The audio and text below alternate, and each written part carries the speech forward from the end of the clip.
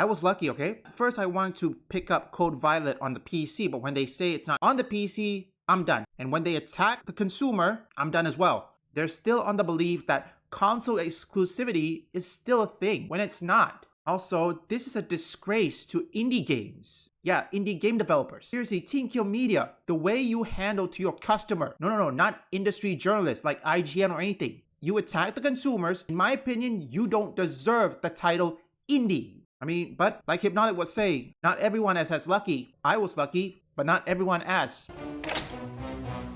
You know, it doesn't matter how often we try to warn people regarding video games that seem to have a lot of red flags around them, but as we continue to do so, people will still end up having to find out the hard way. That's right. Exactly what's happening with Code Violet from Team Kill Media. Now, Team Kill Media is a company that we have covered before. Their video games we have discussed before, and the controversies that they've been in, we've also discussed before. There is a lot that goes on when it comes to Team Kill Media. However, one thing I tried to warn people about, and you're free to do with whatever you want to do with your money, but one thing I tried to warn people about was Code Violet. There were so many red flags regarding Code Violet where it seemed like the typical asset flip nonsense that Team Kill Media seems to partake in. But regardless, of course, since it's coming out on PlayStation only, people decided to try to turn it into some sort of console war thing. It's a very weird thing. However, unfortunately, it seems like now that the game has released, everything that I tried to warn people about has been proven to be true. This game is no different than the video games that they have released in the past. They have released nothing but very buggy, very obvious asset flip video games, and they are simply just a company that tries to rely on the terrible refund policy of PlayStation in order to try to trick as many people as possible into buying this game before they eventually figure out that what they bought wasn't what they thought it was going to be. At the end of the day, your money is your money, but at the same time, you too have to look at both sides and make your own conclusion, okay? This is why channels like Hypnotic, Vera Dark, and all that, they play games, okay? They highlighted the good and the bad. At the end of the day, the viewers, aka the consumer, they can do whatever they want with that information. It's their choice, okay? I mean, if you like Code Violet, then go buy it. If you don't, you should know the red flag of it. At the most bare minimum possible. Even if they try to do something that will introduce an interesting character or whatever, it usually almost always falls flat, and it's unfortunate. And what they do and they bank on is that they charge you full price for this game. This game right now is being charged at $49.99. They want $50 for this experience. Imagine charging $50 for this game when Expedition 33 lives in the same world as you do for $50 and offers way more content that is way better in every avenue. It's unbelievable. But anyway, Code Violet is at a 2.93 out of 5 stars. This is not a good look, and people are starting to positively review bomb this game. You have a lot of PlayStation fanboys that are posting on social media talking about how they're putting a 5-star just to counter the supposed haters that are review bombing this game. Why would you even think people are review bombing this game? Guys, you have to buy this game to review bomb this game. You mean to tell me you think people are out there paying $50 on a platform with a terrible refund policy just to review bomb the game? That's not happening. That's cool. But regardless, $50 for this video game, that means they managed to swindle an ungodly amount of people thinking that this was going to be some sort of Dino Crisis, you know, modern version video game, and it's anything but that.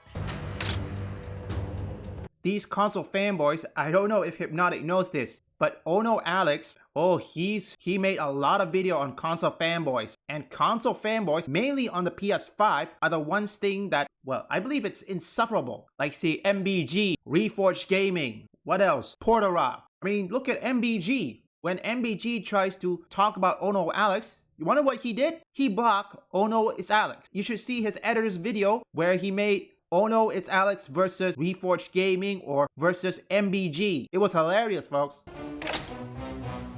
IGN is slamming this game at a 4 out of 10, right? You even have other outlets slamming this game at a 3 or a 4, or whatever the case may be.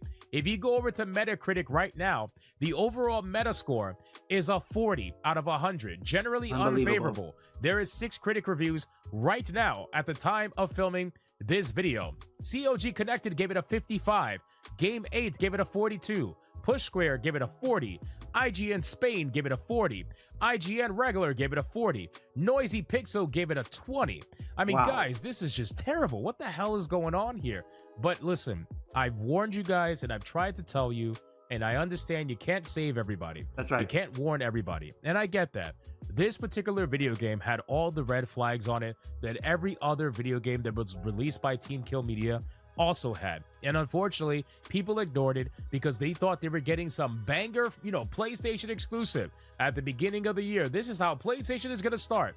You're getting anything but that. Now, a lot of people are calling out the hypocrisy of this game, and it's a really big problem where this company was specifically trying to tell people that they were not going to release this game on PC because of gooners, right? Gooner mods. They were scared of vulgar mods, all that stuff. But apparently, they have goonerfied the hell out of Violet in this game. Even IGN, even the journalists, right? The journalists who you pandered to, the journalists who hate, heteronormativity or whatever. That's right. Heterosexual, whatever. Like, they hate that stuff. You pander to them and you're like, yeah, no, we respect our voice actors. We don't want to do that to her, right? So we're not going to put it on PC because of Gooner mods. It's totally not because we don't want an actual good refund policy. It's totally not because we don't want actual written reviews that can warn people about the jankiness on the game. No, we just don't want to release it on PC because of Gooners. Obviously, nobody believed that. Yeah. Although, to be fair, I mean, some people did, but most people did not believe that.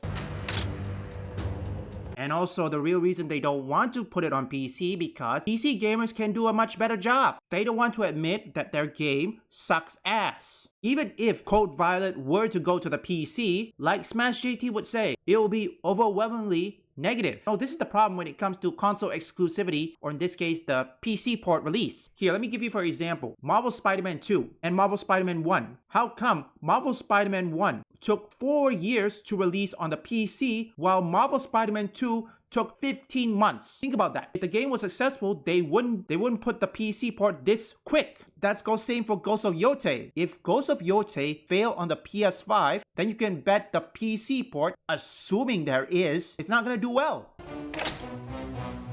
To remind you guys, this hypocrisy is pretty rampant all throughout Team Kill Media's history, but it's especially worse now than ever. And I feel like what it was is that they also wanted to make money off of sexualizing the character, and they didn't want PC players to be able to do it for free, essentially, with mods. They want to be able to say, nope, we want to charge for the sexualization of the character and not you. You're not allowed to have that. Only we can have that, right? So Team Kill Media put out this post, and this post is so much cope, I can't even contain it in a bottle. They said, we make games for our fans and players who actually spend their hard-earned money on our games and support us, not critics. Fans made us #1, and fans are having fun with our dated old school gameplay. Team Kill Media? You all have made Code Violet our biggest success to date, and still have 1 day till full release. We can't thank you enough. Now, guys, I want you to understand something.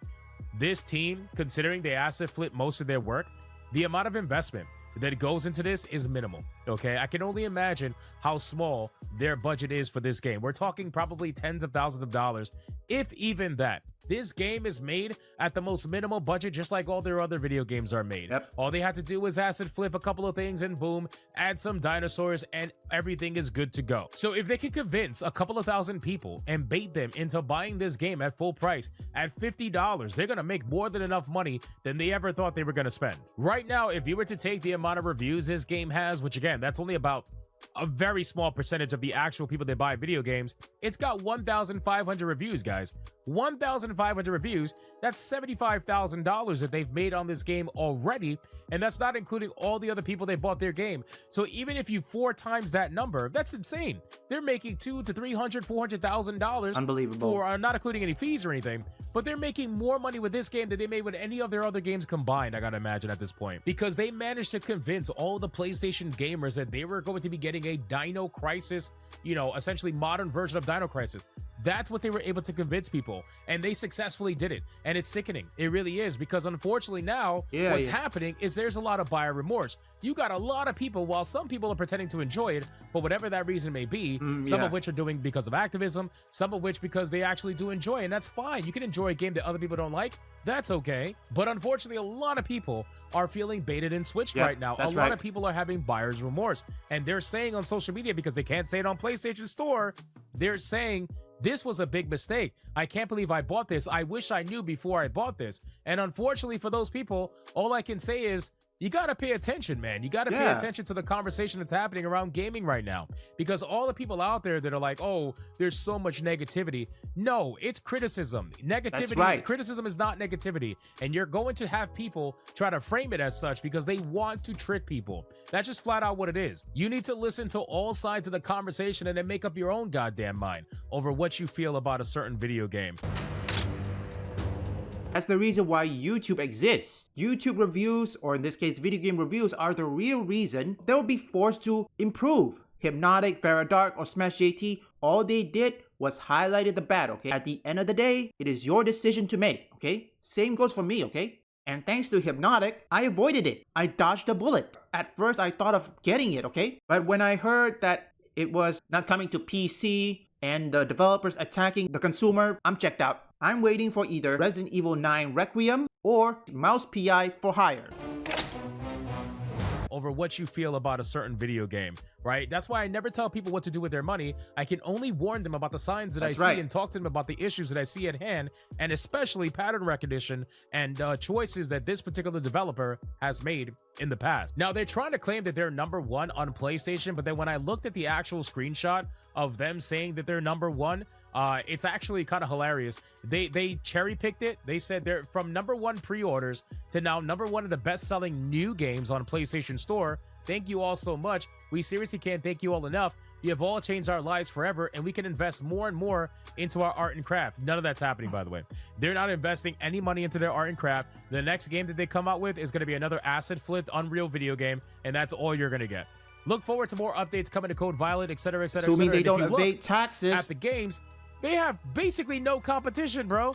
They're the second Except best Terminator game 2D. Right on this list is Divinity Original Sin 2, which is an older game already. Then you got Pro Bowling 2026. Then you got Pathologic 3, Terminator 2D Nove, which is a great game, by the way, but it's not worth the full price. Hell yeah. Truck Simulator, Soul Calibur 3, I Am Future, Cup Heroes, Real Boxing. There is no competition here. They were very smart in when they released their game, and people were convinced that this was going to be the next PlayStation exclusive starting off the year 2026. Now, here's why they say that the only people that matter to them are the ones that buy their game. I think we all see this coming. I mean, seriously, Terminator 2D, maybe one day I'll play it. Although it wasn't worth the full price, but at least some people are enjoying it. When it comes to pre-orders, you have to at least listen. For me at least, I never pre-ordered anything, okay? Like for example, Resident Evil 9. Yes, I may wishlist it, but I never pre-ordered. Why? Because Resident Evil 9 has de novo. So there is a possibility that that game will run like ass. I mean, do you remember Resident Evil Village or Devil May Cry 5? How that ended up when it comes to de novo? I really don't like to see this whole PC master race. The majority of sales will come from the PC. Yes, there may be console, but at the same time, PC gamers are the majority. All the sales will come from there. Whether developers like it or not, it's there. The one reach, aka the massive reach. Especially for video games that are completely broken. But PlayStation, nope. Very rarely will they ever do anything about it. So what happens when you have a company that puts out video games that are known to be buggy, terrible, and just overall acid flipped garbage, that are trying to avoid bad reviews in order to bolster the amount of first day sales that they could possibly have, so that by the time people figure things out, it's already too late and they've made hundreds of thousands of dollars? What is the best platform to get away with that, nonsense? It's gonna be PlayStation, which is why they avoided the PC platform this time around for a video game that they tried to market specifically to PlayStation players with the whole Dino Crisis nonsense that'll never see the light of day, and people have bought into it, and now it's too late. So this is why they say that the people that buy their games are the only ones they want to listen to, because they want you to feel like the internet's after them. They want to convince you that the internet hates them for absolutely no reason whatsoever. They want to convince you that everything that's being said about their company is unjustified, and then they try to tell you, well, if you want to check it out for yourself and go buy the game, and then tell us what you think about it, and we would love to hear your feedback. Of course they would, because they have your money and there's no way for you to get your money back. So again, ladies and gentlemen, the basic story around this video is that unfortunately it seems like, as much as we tried to warn people about Team Kill Media and the upcoming game Code Violet, It looks like a lot of people fell for it, and it looks like a lot of people are having buyer's remorse. There's a lot of social media posts, comments on videos, all kinds of things. People saying how they just feel bad that they, bought this game. And listen, there are some people having fun with it, and I'm glad. Those people, you got money well spent. Good job. But unfortunately, there's a lot of people out there that are finding out that it wasn't worth it, especially on the Dino Crisis aspect. It wasn't worth it whatsoever. And now they're stuck. They're stuck. And, Team Kill Media has their money. So good for them. Also, shout out to Hypnotic. You can't save everyone. This is the reason why I'm glad that right now, when it comes to purchasing anything, okay, I will always pay attention. Listen, when it comes to Resident Evil Village, I never bought it, okay? When I heard there was de nouveau, I was skeptical. Even currently, right now, Resident Evil 9, there is de nouveau. When it comes to purchasing something, well, because my birthday is coming up on March, I have 2 games to choose. Resident Evil 9 Requiem or Mouse PI for Hire. The price is different. One of them has de nouveau. I'm very worried, okay? You remember Monster Hunter Wilds? How did that ended up? I think I understand most consumers that they can't do anything about it. Many people try to warn them. It's the reason why people like Hypnotic, Dark, all they do is criticize, okay? They warn customers this thing is a scam, or maybe better yet, a potential asset flip. Although you can't save everyone and some people are enjoying it, that's okay. If you like the game Code Violet, then go for it. It's your money. But some people, they didn't enjoy it and it was too late. So far, the only thing we can do now is move on. This event will at least tell people to stop pre-ordering. But if you want to pre-order, make sure you research further ahead, okay? No one likes a bait and switch. Do you remember The Last of Us Part 2? How that game ended up. So be mindful. From now on, it is 2026. I want all my viewers to at least pay attention. You make one wrong move, then it's too late. That's what happens. To go back, well, it is too late.